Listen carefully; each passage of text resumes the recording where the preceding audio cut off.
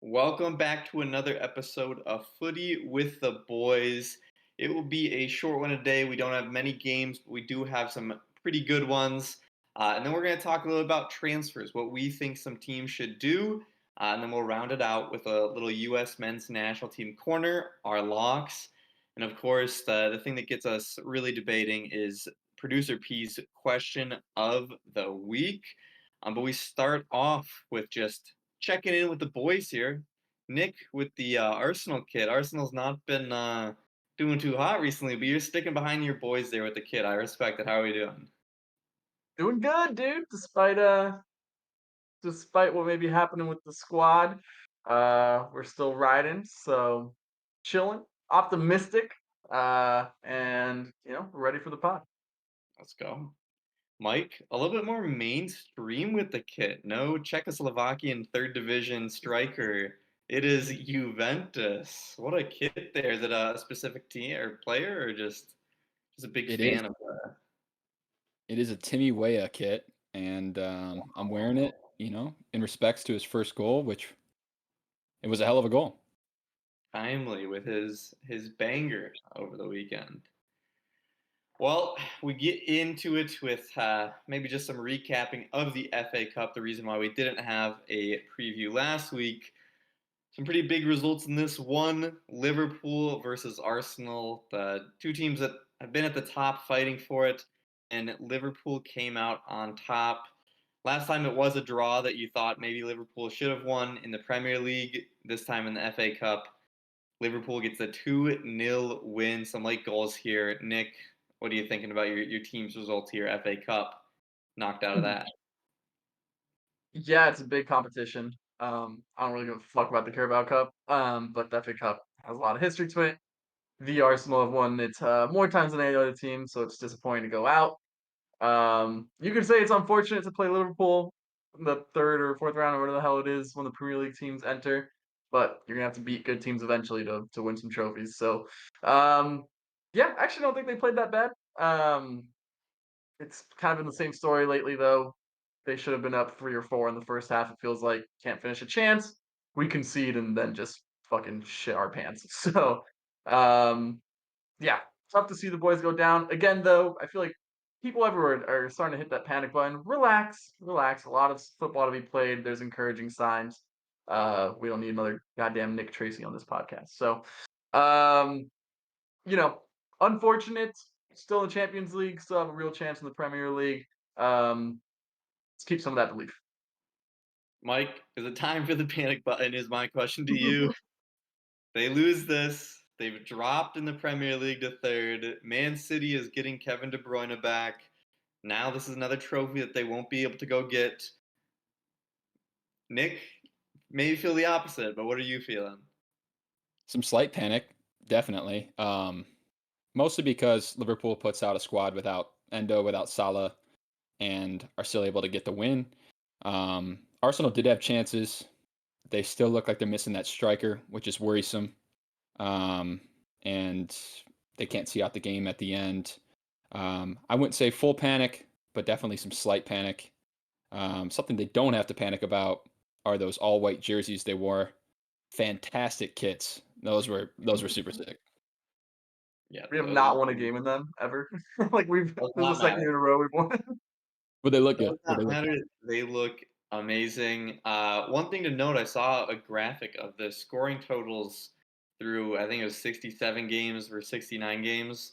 Gabriel Jesus has less goals in that amount of games than Alexandre Lacazette, who got a lot of flack for his time at Arsenal. So, striker is certainly something that has not been fully figured out there for the Gooners. Any other noticeable or big results that you guys saw that you wanted to highlight here before we get into it?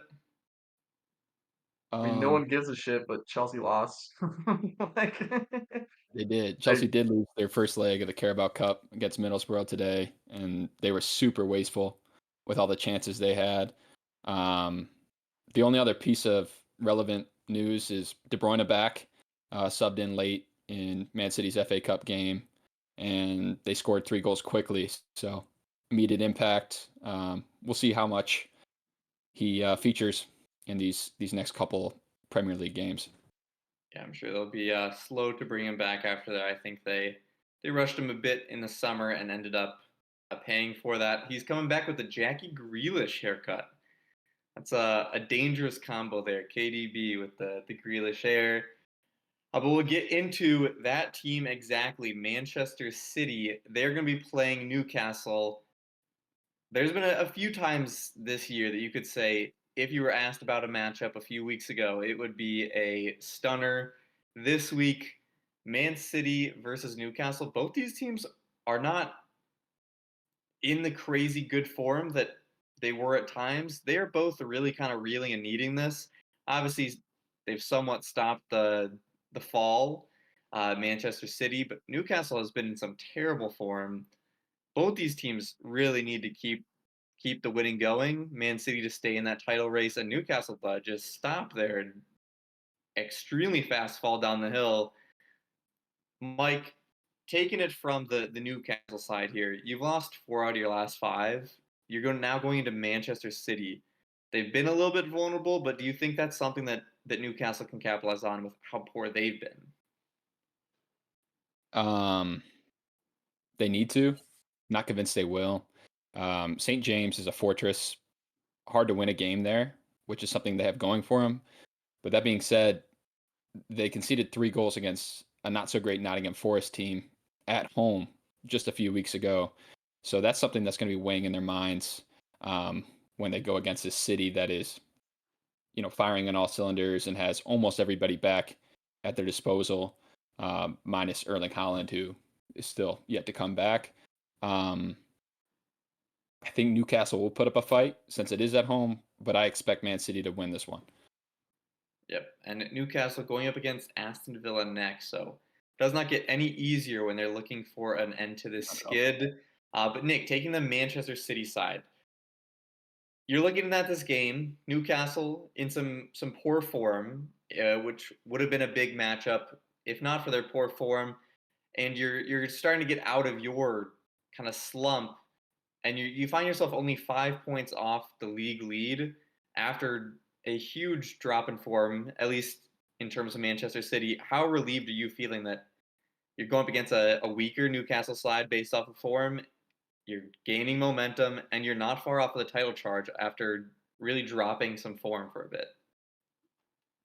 I don't know if relief's the right word. That feels a bit much. I actually think when's the last time Newcastle played? Like 2 weeks ago, maybe. By the time this game comes around, I think they played on New Year's, and that's just about it. So I actually think it's not the best time to be playing Newcastle. They are gonna like be able to have some time off, and that is a squad that really needed some rest, as well as just like some recovery, like more than rest, honestly. So I think it's the best time. I don't think they could have been 10 points off of first, and they would not have felt like they're out of it in January. So, especially with De Bruyne coming back, especially with Holland eventually coming back. So, if you're Man City, the one thing you can't do this weekend, honestly, I don't think you feel horrible with the draw. I think Mike's right. I think they should be favored to win. You should win this game, I think. But even at St. James, where the rest are just going to do their bullshit and let Newcastle do whatever the fuck they want, I think it's fair, even if you get a draw in this game, to kind of take that. The one thing you can't do is play Kevin De Bruyne in this game because he is going to have absolutely zero protection at St. James Park. Like you said, they're not trying to rush him back. I think it's good to give him some minutes in the FA Cup, but um, I mean, I honestly even feel weird giving him like 15, 20 minutes at the end of the game. I understand you want him to like feel some of that intensity, but he's a big game player. He's been there before. It's I don't think it's worth it at all with this team that really has turned into everyone blew them last year, and this year they just feel like thugs, like all over the place. So if I am Pep, I am very cautious with De Bruyne at St. James. Let him have his first day back in the Premier League at home, and kind of ease him back into it. But Man City should have enough. I wouldn't be surprised by a draw, but I'll take Man City to win. Yeah, I think Newcastle at home is about the worst place that you could put a recovering player in because they are going to be playing physical there.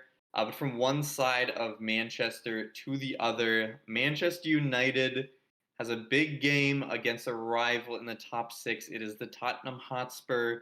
We're also looking for kind of a way back to their form. Just made a big signing in Timo Werner on a loan. But Nick, from the Manchester United side, for a lot of the season, we talked about Erik ten Hag being on the hot seat because they're squeaking out victories. A lot of it revolved around, well, what if they didn't get that 90th minute from Scott McTominay? Well, if they didn't get that, he should be fired. If they don't get it, but they were getting those. In recent games, they have not been getting those and they have slid down the table. It was hard to argue that much that Ten Hag should be 100% gone when they were sitting in fifth and sixth. When they're sliding down to eighth, and the only reason they're not lower is because Newcastle's been even more shit. How big is a big game against a rival who does not have Son, who does not have Basuma, who does not have Sar? All three of those huge players for them, not in it in a big rivalry game. I weirdly would feel better about Manu's chances if Son was playing. Like I have no idea how that logic adds up, but it just feels like they'll always at least get a point against like when no one expects them to, you know? Now that this team is weakened, Tottenham, after Jared and everyone else kind of said they're gonna win the league 8 weeks into I the said they're season. gonna win the league. I said they're Okay, yeah, sure, buddy. After they said that, I think there's some more reality. This is an ascending squad, an attractive style of play. Manager and the players have a lot to learn. Um, they have history against them because they've been such a shit club for such long, and then is what it is. But Man U, I think can't really. I don't know. I can't see them being able to pull out a result in a game where like it seems like they have advantages going for them. The advantages being those guys that you mentioned out. So I don't think it's going to look pretty for Man U. I'm praying for a draw because screw both these teams. Um, but I mean, Hoyland's missing sitters. Sancho's on his way out. I can't pinpoint a single player on this team aside from Fernandes, and even Fernandes sometimes who has even quality at this point. Varane isn't trusted. So I don't know. I know we've been hard on Man U, but it feels like this game. I don't see any way that they're gonna be able to pull out a win versus Tottenham. Well, Mike, from the Tottenham perspective, I think there will be a lot of nerves due to what happened the last time. They had a lot of injuries of people out, which I guess they started balancing that out and have been able to regain some form, but they slipped from first down to fifth with kind of that initial wave. Now no Son. He's been their safety net for a lot of this. Going against a Manchester United team that, yes, has not been playing well and is starting to slip in their results. But how nervous are you from a Tottenham perspective going into this game? It's still a rivalry game with a Manchester United who's sitting in eighth. Um, Pretty nervous. Man U is not threatening, but you're missing three starters and three very important players. And on top of that, with Christian Romero out, Van de Ven still out, and no center back signing brought in, at least yet, the back line is still in shambles. Who's going to start at center back? Um, and what style of ball you're going to play? I assume they're going to continue to play a very high line, which that kind of favors Man U. That's something that they can play against with their speedsters on the wing, Garnacho and Rashford being able to get inside or behind. So definitely some caution there. And on the other side, Man U doesn't have players they're missing due to these international tournaments. Um, Arambat is the only guy who's going. Onana is going eventually, but is staying at the club to play this game against Tottenham.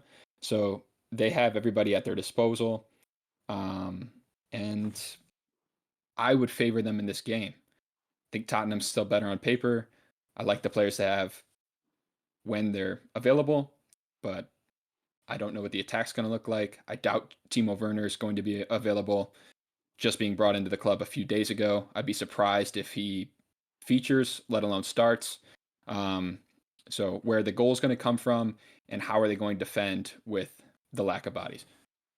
Yep. How do you like? What's the like when you visualize the game, Trace? How do you see Man U beating this team? Like just like a natural through ball? Yeah, I mean, something like that. I see it in two ways. Man U sends a ball in behind, most likely probably behind a Dogie because he comes so far up the field. They can't track back in time, whoever's playing that center back. And I don't know who's going to be playing the holding midfielder, probably Hoiberg. So they have some speed on that right wing. They get behind, and maybe Hoyland taps one in. He's not reliable, but if you have it happen enough times, I think he could bag one. And the other way I see it is through a set piece, whether that's winning a penalty, whether that's a corner, and they have more size with a guy like Johnny Evans, Rafa Varane in the box. And they have some decent set piece takers, whether that's Dallo or Rashford or Fernandez. By the way, I guess you're kind of convincing me if I'm being honest, but just we need to add to our own shit list. Rasmus fucking Hoyland, bro. We do not talk enough about how big of a I was fucking waiting bust on that his guy is. miracle. Are Oh you my kidding goodness. me? 70 million for that guy? Oh my god. I But watched I mean, them play we against said that when Wigan. he came in, that he had a 6-month stretch at Atalanta that he looked great in an extremely good attacking team with the coach that makes it so every striker he's had looks amazing. Zapata looked a a Whoa, gold. relax. Okay. Well, what the fuck you trying to do here? Listen, I know he's Colombian, but hey, listen. He came from a system that is very good at getting their strikers to score and then gets such a huge move. We said it from the beginning that this is not a good environment for a huge move for somebody who's not accustomed to that. There are huge names that go to Manchester United that are proven, that are older in the prime of their career, and it doesn't work because of the pressure. He has all the pressure in the world at him, and he hasn't even proven it yet. He's not, I don't even think, at the point where they would want him to be at any point in his career there. I think it's the Look, Manchester United. I'm not saying we were wrong. I'm saying we give this dude too much of a free pass. I need to. I'll take that burden. I need to shit on this guy more often on this podcast. And No, and I agree with you. I'll be the brave soldier. I get he's I in a bad spot. He's at Man U. He's not getting the service that he got at Atlanta. He's not in the correct position to be successful. But the chances he does get, he's so wasteful against Wigan in the FA Cup, which is a lower division team, not Premier League quality. He had two sitters in front of goal that he just couldn't put in. So yeah, you can't score goals when you're not getting service, sure, but when you have a ball inside the 6-yard box and you still can't put it in, that's worrisome. That's where you wonder, why is this player in the club for that much money? It's because it is Manchester United. But to another team that spends a whole lot of money for people who probably shouldn't be worth that much, we go to an all London affair with Chelsea, our billion-dollar team, versus Fulham, our American Dream, and Anthony Jedi Robinson's team. This one, honestly, I don't know who exactly to give the edge to here, but I feel like somebody should have a slight edge. Mike, from the Chelsea side, are you taking the edge here, or do you think that edge belongs to Fulham? Um, I'm supposed to represent Chelsea here, but that's very hard to do, especially with how they've been playing. They get a FA Cup win in the midweek, but it's against lower competition. And then they struggle tremendously against Middlesbrough today, um, where they have a lot of the ball, but they get caught in transition, look really poor in the back, and then are gifted so many opportunities from loose balls in the attacking third and are anything but clinical. They start Cole Palmer up top.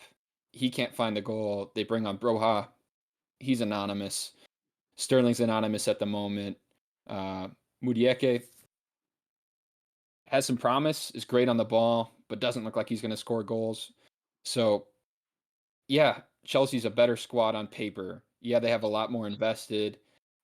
Yeah, I like some of their players, especially in the midfield and back line. but they don't look like they're going to score goals. So the favor would have to go to Fulham. Nick, do you agree? No, no, I don't agree. I think everything you said is right. Chelsea have the better team, and I think Fulham are best when playing spoilers. Not to say that I mean they had a great year last year, so I'm not saying that they can't handle some more expectations, but um, I don't know. I think it'd be a little too much for Fulham to be able to take down Arsenal and Chelsea back to back. Um, and honestly, Chelsea being without Nicholas Jackson might be a blessing in disguise for them. Like maybe they find something else there, and are able to be a little bit more clinical in front of goal. I know his goal scoring numbers don't look horrible, but when you look at Chelsea's expected goals, they create a lot of chances, which is really what makes them. I mean, despite $1 billion and all the shit that we have given them, it makes them a scary team in the future, if they can figure like one or two more things out. So, um, yeah, I like Chelsea in this game. All right. Fulham coming off their big win versus Nick's Arsenal, and Chelsea, of course, coming off maybe a little unfairly to bring up an FA Cup or a Carabao Cup match. But losing to Middlesbrough certainly is not coming in with too much momentum there. We go to a game that might be hard for both me and Mike here to watch. It is Everton versus Aston Villa. Aston Villa has obviously been flying for the first half of the season. Everton, after their 10-point penalty, just absolutely dominated, got 4 wins in a row, get out of the relegation zone. Have had some struggles recently in their last 3 games, and it does not get much easier here. Mike, what do you want to see from Everton here? It's obviously a very tough game, and Luton Town are making it somewhat interesting. They're at the bottom. What are you liking to see out of Sean Dyche and the boys? I'm hoping to see a defensive masterclass, or at least defensive promise, defensive structure. We've been too leaky the last couple of games in the Prem, conceding 3 against Wolves, where we really didn't look like we were even in the match at any point. So that is my expectation. I hope we lock it down in the back and we play on the counter, like where our strength is. Not so optimistic going in attack because we're just not firing right now. But if we can hold our own in the defense, especially at home, that'll get us a chance to get a result in this game. Something we have going for us. We're playing Villa, but we're playing Villa at home. And Villa's form away is really lackluster for how good they've been at home. They've been really terrible on the road. So that gives me a little bit of hope. Nick, for Aston Villa, this feels like it might be a bit of a trap game. You find yourself in second. You're away at Everton, who, if you look at the table and who you're playing, they are one off of that Everton or that relegation zone. But obviously, Everton has been a more of a mid-table team this season than that. Do you think this is a trap game for Aston Villa with how they've been playing and how Everton is positioned? Yes, 100% a trap game.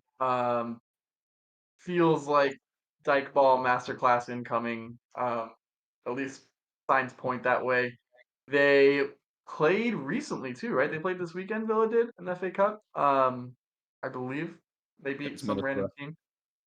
Yeah, they made middle they beat Borough this weekend. So they're not even like coming off a long rest. Maybe like some other teams are coming into this weekend. So I I am scared if I'm Aston. I'm not scared, obviously. I'm very confident if I'm Aston Villa, but the number one thing that was a bit eye-opening about Villa when we played them was just how much their fullbacks attack, like nonstop. They were up the pitch all the time, and if you don't get an early goal at Goodison, that crowd is going to get behind them. Those players are going to dig in even more. I mean, they're going to double up on the wing every single time. Everton will. So if you don't get that early goal, if it starts getting around that 60th minute, it's tied 0-0. Your fullbacks are taking even more and more chances. Mike's right. The counterattacking style is exactly the way that Everton's going to be able to nick one if it gets to that. Now, take care of business early, overwhelm them with quality. think you get a goal early, I think the floodgates open, but it's definitely one they have to take really serious and can't like rest on their laurels too much. Yeah. Well, I certainly hope that Aston Villa does not take this one as seriously as they should, so that it can be that trap game. But knock on wood that we didn't just jinx it with saying that. But we'll close out the games this week in a small week with I'm not sure there's much to say about this one. It is Burnley versus Luton Town. Uh, I think the only storyline here is that Luton Town here with a win and where Everton is at could get themselves out of the relegation zone and put Everton back into a bit of a worry to be back in that spot. And Luton Town obviously got those 2 wins in a row, but in a lot of their last few games, they have looked very close to getting either a draw or a point or even a win. They've been looking pretty good. Mike, is that the biggest concern here? Biggest storyline?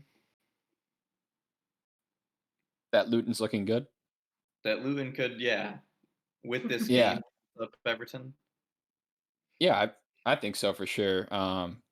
It's at Burnley, which favors them for that home field advantage. But Luton's looked great. Even the games they've lost recently, they've scored a lot of goals and they played better football. They have 2 wins in the last 5 against Sheffield, which is expected, but they beat Newcastle. And the games they lost, it's 1 goal margin against Arsenal, 1 goal margin against City. Not easy to do. Um, so I like what they're doing. It worries me as an Everton fan, but watching them play, they look miles better than the other 2 promoted teams, at least recently. Nick, it seems like Burnley's the better team on paper, and certainly were last year when they were both in the championship. You think it's just down to Luton is just better at playing shitty, playing gritty, and getting results? Is that the reason why they have more points this season?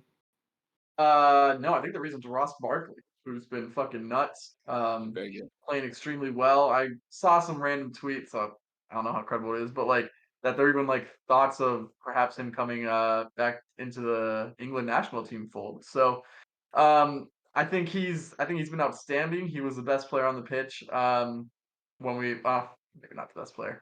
Declan Rice bossed that game too, but It Ross was very Barkley good. was right up there with any other player on the pitch when they played Arsenal. So um, yeah, I think he's a big difference. Having someone like him in the midfield, having someone like Andros Townsend, who say what you want, they've been there and they've done it before. They have that experience.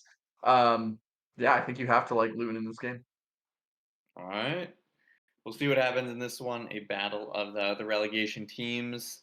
But now we move into our new segment. It is called One In, One Out. And for this transfer window, we're going to go through some probably not too realistic, but just some ideas to toss out for some teams here. We each chose 2 teams. We're going to tell you what they should do in terms of getting one player out and bringing one player in. And Nick, I'm going to start with you. You have Arsenal and Tottenham, the North London Derby. What are both these teams doing? Who's going out? Who's coming in? I mean, if I gave you one guess, you could guess who I'm selling my Arsenal. Eddie Nketiah, get your bum ass out of my club. I have no idea how, but like interest seems to be high from a lot of mid-table clubs. Okay, maybe I'm being too harsh. There seems to be a lot of interest from mid-table clubs. I don't know how his value is going to improve for you. He recently signed a new contract, so it's going to take a lot to take him out of there. Homegrown, highest goal scorer ever for England at the youth level. Um, Also a donkey, but like I don't know. I want him gone from my club. People are floating numbers of like 30 to 40 million. How in the world do you not take that? We need something different up front, and selling Eddie will just take away that soul-crushing feeling of watching him get subbed on with 75 minutes into the game and you're needing a goal. It hurts so bad for that to happen because you just know the game's over at that point. Um, and I've there's been games where I've been impressed with him, but being here for 4 years at the senior level and having 6 of those games maybe, it's just not good enough. So, um, get him out of my club, get what you can for him. Hopefully, it's a good profit. As far as who we need, this might be controversial. Okay, first thing, I would love even more than Oshiman, if I'm being honest. I would love Ivan Toney at this team. People are saying that like if you want to win FA Cups, you sign Tony. If you want to win the league, you sign Oshiman. I am not 100% convinced. I know he's been in great form, but Italy is a completely different animal to the Prem. Tony's done it. He's been here before. He's really, really good with the ball at his feet. Like he's not just a finisher. Like he was the whole attack for Brentford last season, playing people through with through balls, being able to hold up the play, not like losing possession. He has a great touch. I love Ivan Tony. Um, Scored a hat trick in like a game against Southampton, I think it was, in a friendly recently. Like as he gears up to come back. That being said, with the financial fair play stuff for Arsenal, there's no way we can afford him in January. We spent a lot of money this past summer. People have been floating like, oh, loan him with an obligation to buy, but the rules in the Prem, I'm pretty sure say you can't do that with two players from another team, and we're already doing that with Raya. So I believe I could be wrong there. So there's also been thoughts of Andre Onana. I like the midfield reinforcement, but I'm not going for Onana. I'm actually going to a player from Spain. Real Somebody. Sociedad's Martin Zubimendi is the guy that I would have. I think he is the perfect player to play in this Arteta system as that left eight, especially in games where you need to uh, have less attacking and more like just control the midfield. Technically great, runs like all game long. Has been some of the like the best player on the field for some big games. Particularly, there was one game last season against Barcelona that I've watched the highlights for about 600 times. So if I am Arsenal, I want Martin Zubimendi. He's 24, young player. He is the guy that I'm circling. I know Arteta has, or rumors have said that Arteta is interested. That's the guy that I would want. I think if what you said about FA Cup versus the league, Osimhen, I get Ivan Toney has been great in this league, but Osimhen is a different gravy if you watch him. He is also very, very good with his feet, and he's just about the best striker that you could find right now for purchase. Mike, are you thinking the same way? Or are you on the Tony train? Yeah, I think you go Osimhen for a variety of reasons. I think he's a better player overall. What he offers, especially with his presence and how good he is in the air, but also on top of that, what is the cost difference going to be? I'm seeing numbers close to 100 million being talked about for Ivan Toney. Yeah, Osimhen maybe a little bit more than that, but he's a younger player. He's a better player in my opinion. It If the difference is even 20, 30 million, I think you find a way because yeah, Tony is a good player. He'll bolster your attack, but Osimhen seems like he could be a league winner to me. Yep. Listen, I'm not against getting both. I'm in no world am I signing Ivan Toney for $100 million. By the way, I've seen that too. 50 million feels right for Ivan Toney around there. I'm exaggerating. That's what I was signing for. But fuck it, sign Ivan Toney in January. Do whatever you need to do, and then in the summer, go back for Osimhen. Put Jesus on the wing, sell Jesus, whatever you need to do, and now you have a fucking attack that's serious. So, uh, I I just don't see any path forward to get Victor Osimhen this January transfer window. Like 120 million, like that's the release clause is what they've been saying. Um, and we don't have those funds or any way to raise those funds, in my opinion.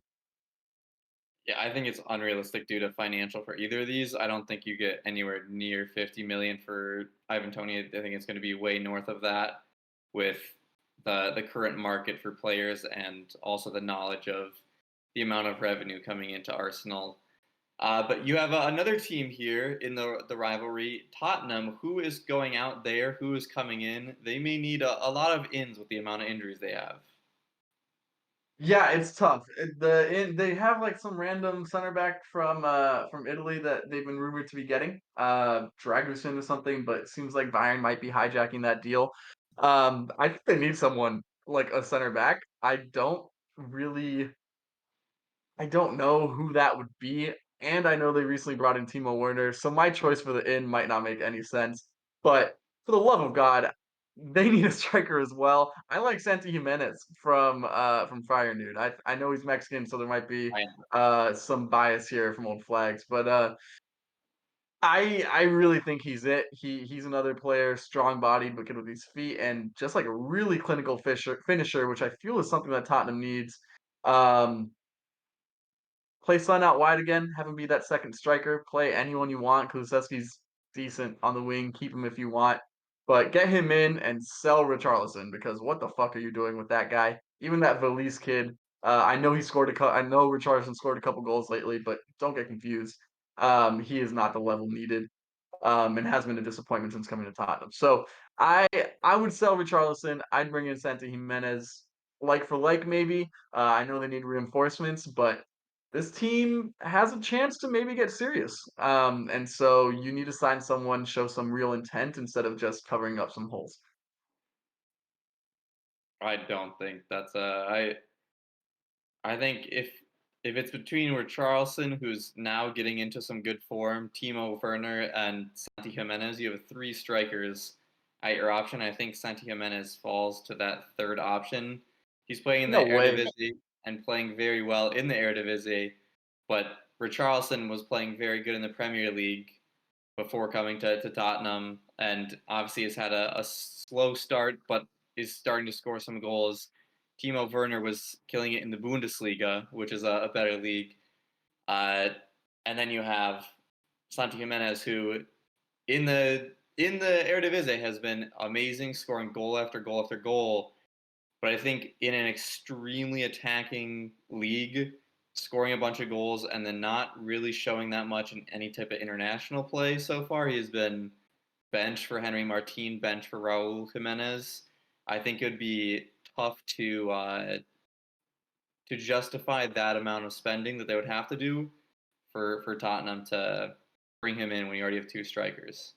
Mike, are you seeing it the same way, or are you saying Santi all the way? I agree. They need to address that glaring hole in the back, especially at center back. Yeah, they brought in Timo Werner. I don't love it, especially since he's been benched in Bundesliga. Really hasn't played that much this season, but they've already done the business. And yeah, I like Jimenez. I think he's a good player, but I don't think he's going to score a boatload of goals in the Premier League, at least right away. I think he'd be a development player. Uh, I like your Dragusin. I think that would be a good player. Doesn't seem like they're going to get him. The other one that's been talked about is Todibo on OG Nice, which that is a player they should go after. They should put all their cards on the table. He's had an outstanding season in Ligue 1 and would slot into the team immediately without any sort of competition until Van de Ven and Romero get back. Not a bad shout, but I think they need to address the defense. All right. And Nick, did you mention you're out there, or you just focus on Oh, the Richarlison, what? Sell him. He's scoring some goals in the past month. I fool's gold. It's not gonna last. Sell him while he has a little bit of value. All right, selling Richarlison and bringing in Santi Jimenez. We'll pick up the pace here, and I will go through mine at a good speed here. I started with Fulham, with our Americans on that team, and for Fulham, I am saying to sell Palhinha. I think what you can do here is sell him now, loan him back for the rest of the season. Obviously, there's a lot of suitors. Bayern essentially had him.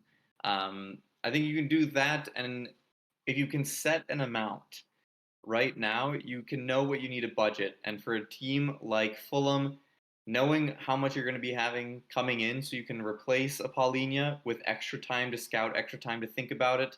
Whereas, when they sold him or almost sold him last time to Bayern, it was on deadline day, and that's why it didn't end up going through. But they wouldn't have had the chance to replace him this time. You can get him back. You can sell him to where he wants to go. Still have him playing for the rest of the season, and you'll have that budget in your mind while you can scout for the rest of the season. And then I think for bringing in, it would be a replacement for either Paulinho or I think a winger would be another good option. I think Willian is getting rather old.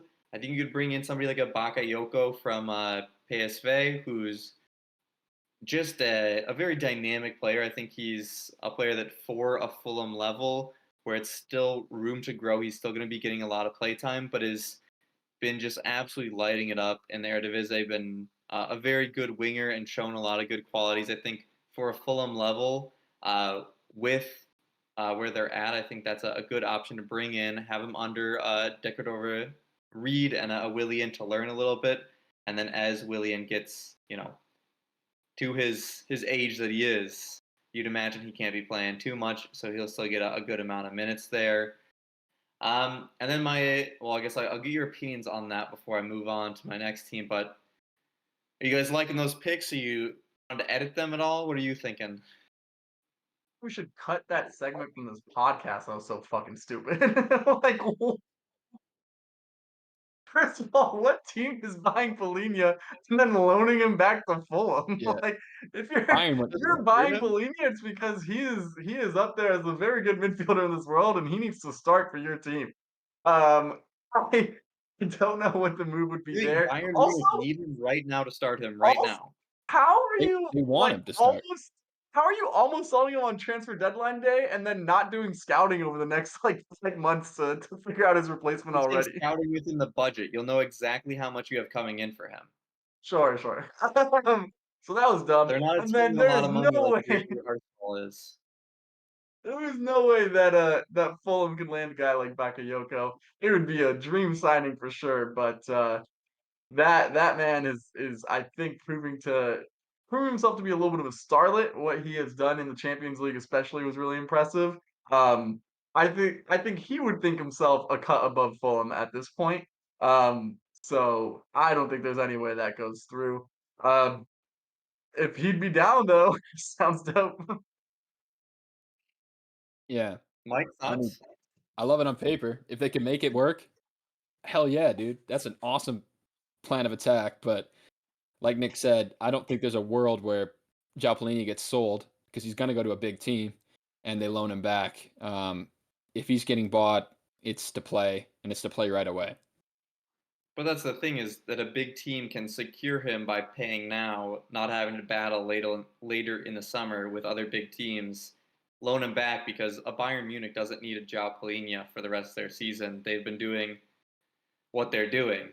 Without him, if they can secure him, know that they have him on the way for the summer without having to compete with other teams, then I think it helps them out. If anything, they'd have to pay more in January. Like January is such a crazy fucking market. There is 1 month that it's open. They can take their Summer time with the window deal. is so much more competitive with so many people wanting to spend, Oh though. no, it's I don't not. think you're going to Don't be convince Thomas Tuchel You on it. think there stupid. are more people bidding and trying to buy players in January than in the summer window? There is less players available because it's the middle of the season. So any player that is available, people come in hot for him. Yes, but Hey, Jared, Nick, how about Brighton? What are they going to do? Brighton. All right, we'll get moved on to Brighton. This one, I'm just gonna let you guys know in advance. This is a purely biased shot here. I'm Get going rid to of get rid of dude. I don't even care. Make it Mitoma. Get a bag for him. Get rid of What? Ferguson. Get rid of one of the people that you have in your attack. You have plenty of wings and strikers. What you need is a 10, and what you need is Giovanni Reina coming in from Dortmund to lead this team to new great heights. Gio Reyna to the Premier League. If it's not at Everton, if it's not at any other team, let's make it Brighton. They do need a 10. They've been putting Ansu Fati in. They've been putting in just a bunch of players that aren't necessarily 10s at the 10 spot. Giovanni Reina is a proven player in the Champions League, in the Bundesliga, and needs to play. Mike, Gio to Brighton, what are you thinking? I love it, dude. I'd love to see Gio there. I think De Zerbi would get the best out of him. I think he would play really well in that team. And I think he would have a shot to start, especially with some injuries. Ansu Fati not playing currently. I don't love the fact that you said get rid of Matoma or Ferguson just like they're, ready to go out the door. Those dudes are fucking ballers, and you got to make sure you get a bag for either one of them because, Obviously, for a bag. Brighton's not getting rid yeah, of a bag of peanuts with that for now, for like right. 100 million or less. But yes, bring him in. Come on, make it happen. Nick, it's a possession-based style. A lot of passing, a lot of possession for good old Gio Reyna. Is a Belinda I or a good expectation if he comes in? Okay. Uh, I love it. I think it would work. I think it's realistic. I think it could happen. They've showed ambition by getting Ansu Fati. I think they could do the same thing by getting a guy like Gio Reyna, not preferred at a big team. So I could actually see this happening, and I agree with Mike. I think it'd go really well. I also don't hate selling Evan Ferguson if you do get north of $100 million for the guy. I think there's not a lot of strikers right now on the market. I don't think Osimhen is actually on the market. Tony might be, but that's a maybe. Santi Jimenez, again, maybe. So if you put a guy like that out there, I think the bidding will get pretty big in a January transfer window. And João Pedro's been balling, so why not cash in right now? Let João Pedro take more of the keys up front. I, as much as I hate your last take, this isn't bad. I Respect, like Jake. it. Gino Reyna to the Prem. Mike, we end with you with Everton and Manchester United, the old Rooney path. What is Everton doing to start? Yeah, we're gonna bring back Rooney.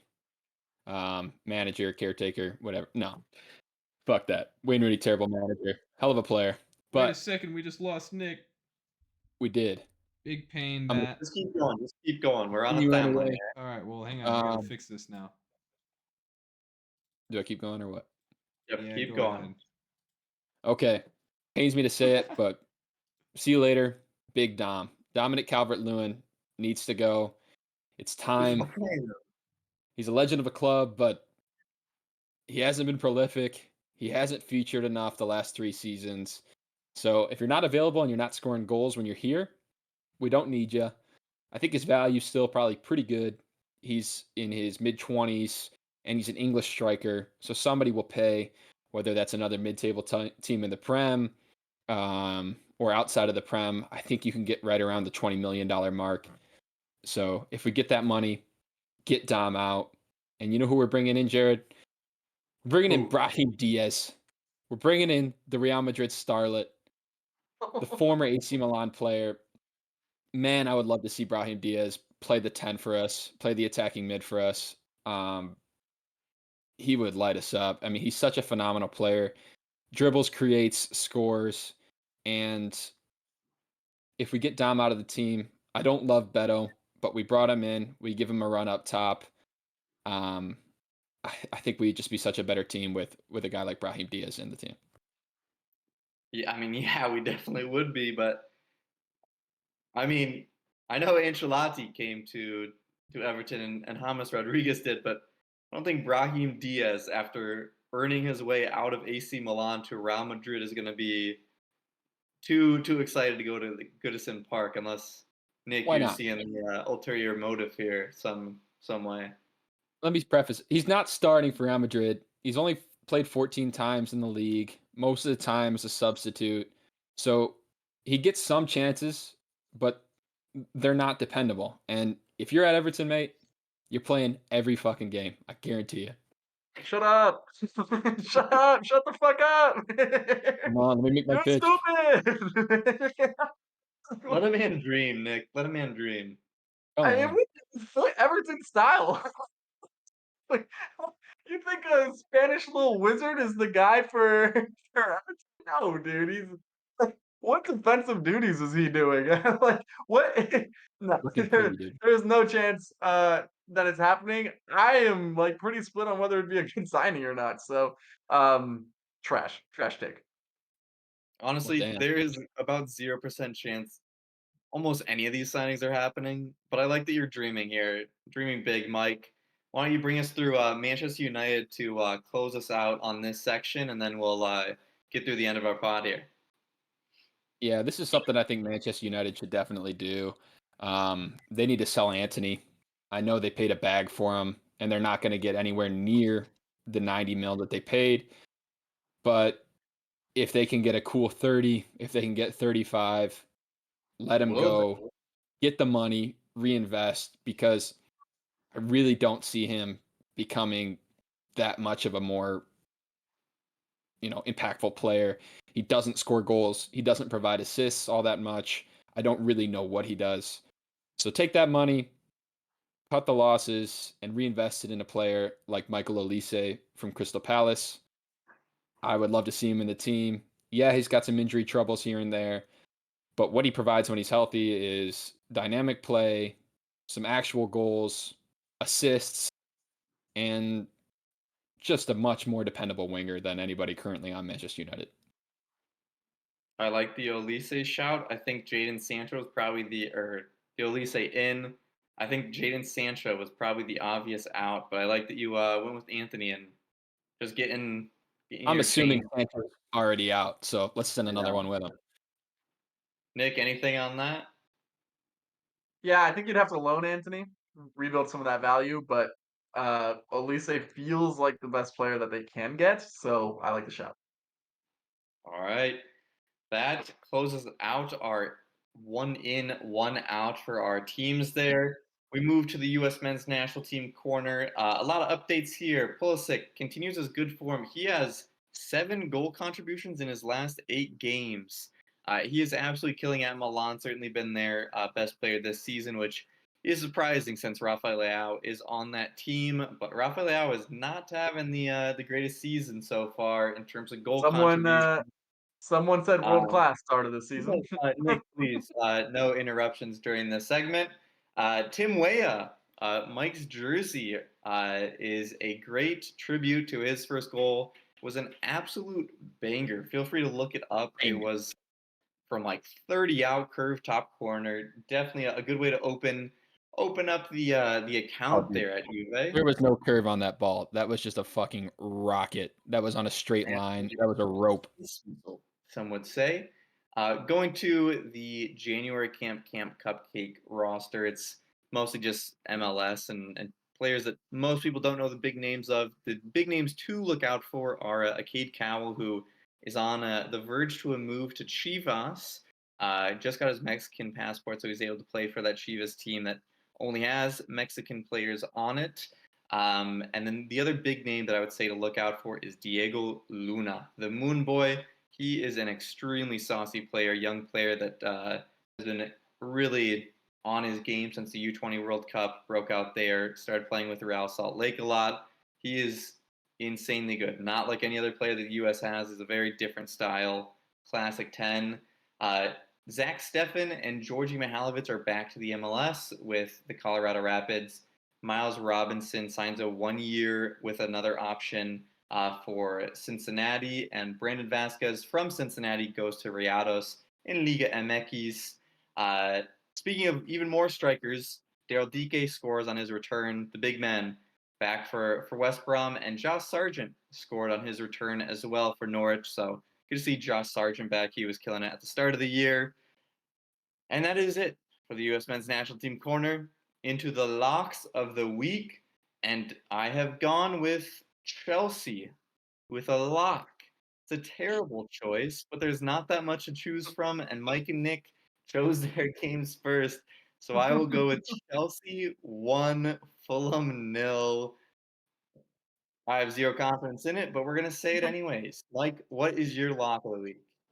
Good luck. I'm taking Man City 3, Newcastle 1. Yeah, it's at St. James, but it's Man City. They're going to do it.